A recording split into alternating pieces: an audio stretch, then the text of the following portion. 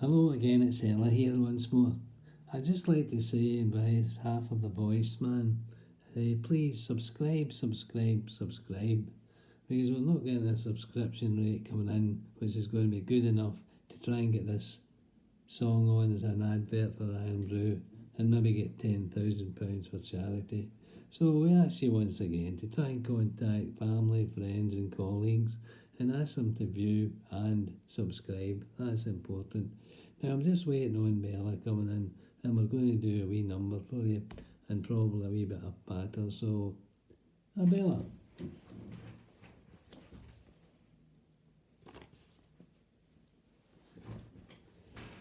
Hello, Bella here. Of course, I don't need much introduction because I know you've all got pleasure at looking at me and entertaining you. Anyway, Bella, you're not looking that great. What's wrong? Och, it's Willie, Bella. He's had to get fitted with a catheter. I'll tell you the story. I said to him one day, I says, Willie, he says, what? I says, how do you fancy going down to Barassi for the day? It was an old haunt of ours. He says, aye, that'd be nice. I says, what we'll do, we'll stick our costumes on, our clothes, and then we can undress down there. He says, that'd be great. So we took the Rent Robin down, and we got there, and we're lying on the beach. And he gets up and he says, I think I'll go for a paddle, Ella. I says, that's fine, Willie. But he doesn't go for a paddle. He goes in, and the water's waist high. And I thought, that's strange. And he's looking at the clouds like this. And I seen him flushing up a bit. Then he came out. He lies down. 5 minutes later, he's back up again. In the sea, up to the waist. And about 10 minutes later, he's doing the same. Eventually, I says to him, Willie, I says, what are you doing? He says, I think I've got a chill. I says, no wonder standing that sea for all that time, you're going to get a chill. Anyway, after an hour or so, I says to him, Willie, he says, what? I says, how do you fancy getting into here and getting a cup of tea and a cake? He says, that'll be great. So we went into here, we're sitting, tea and a ferrin cake, Bella. A ferrin cake, you can't beat them. Anyway, a cup of tea, and I says to him, Willie, he says, what? I says, how do you fancy going for a wee donner into the tune? He says, aye, that'll be great. So we're in the tune, and we're wandering up and down. But he goes into the toilet 5 times in an hour, Bella, and I'm standing outside. And a policeman came up, and he says to me, Madam, he says, I've noticed you've been loitering outside this toilet for an hour. I says, my Willie's dysfunctional, I think. And he looked at me and says, pardon?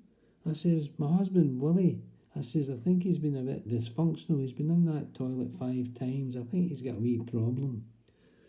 And the policeman gave me some advice. He says, look, my father-in-law was much the same.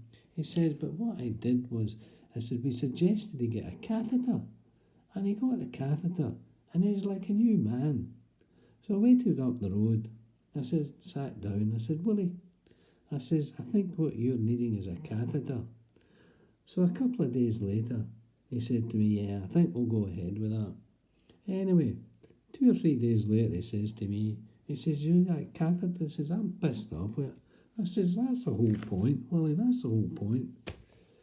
Well, I don't think Norman would need such a gadget, Ella.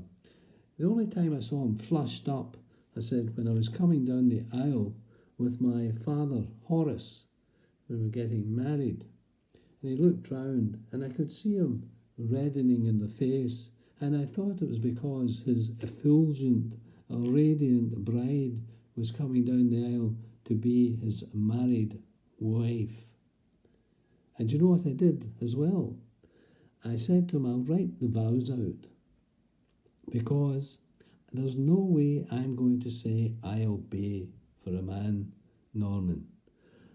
So he said, that's okay, Bella, just fire away. So anyway, I wrote the vows out, but in his, I put in heavy print, I will obey. So he's reading his vows out, And he gets to the stage and he says, I will obey. Well, he looked at me with gritted teeth, and I just smiled. Anyway, I could understand the reason for the flushing, because when we went down the aisle, I just heard squelch, step, squelch, step, and I thought it was the excitement of it all. Anyway, at the reception, he says to me, Bella. I said, no, call me Mrs. Omeroyd, because that's my name now, Norman. But I tell you something, Mrs. Omeroyd has brought me trouble.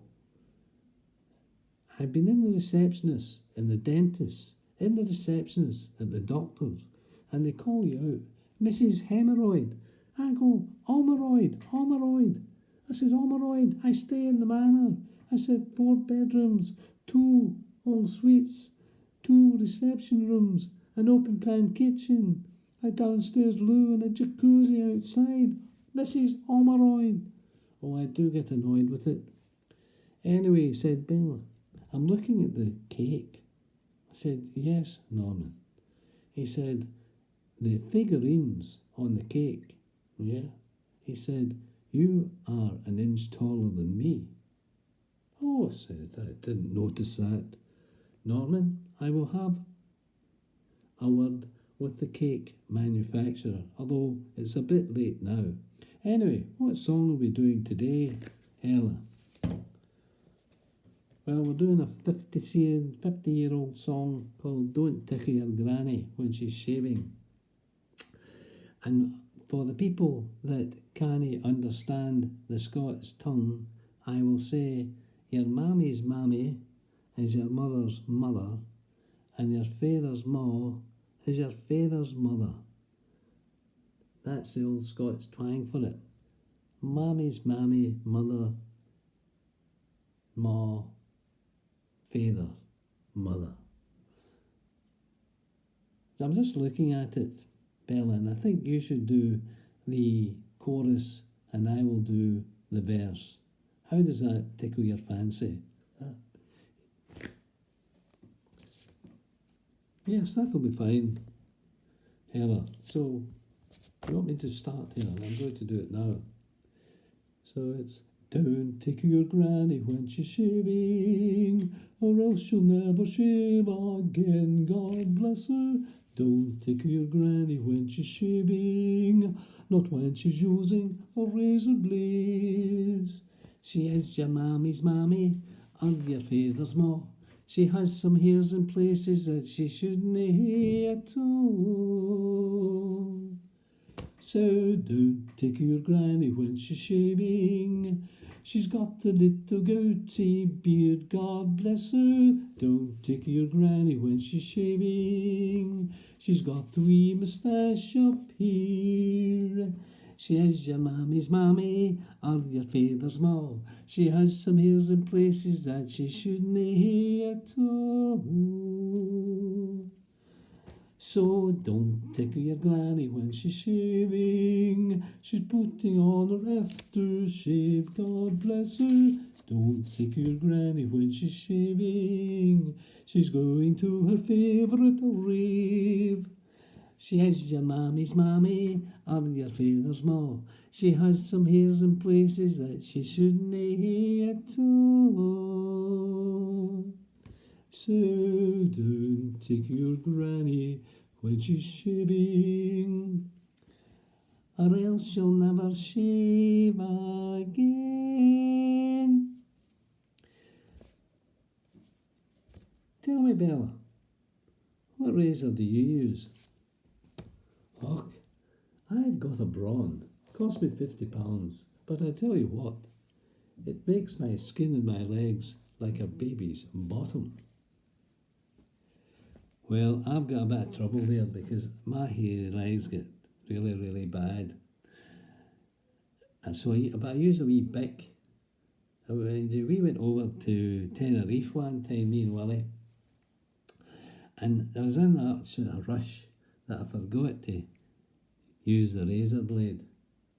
So, you know what it is, you get into the hotel at night, you go to sleep, you get up in the morning, you're doing for your breakfast, and then you're out beside the pool. So I says to Willie, I says, Willie, everybody's looking at me. He says, I no wonder. He says, look at your hair and your legs. He says, well, like the Forest of Dean. Oh, and I looked. Oh, my goodness, I says, so they are. I forgot to shave them. He says, I know, he says, and with that hot sun, he says, your hairs could set, goes on fire. And he says, you need to jump in the pool to rinse them. I says, why are you stuttering so much? Well, never mind. So that's enough for now. Bye-bye. Nice seeing you again. Bye-bye.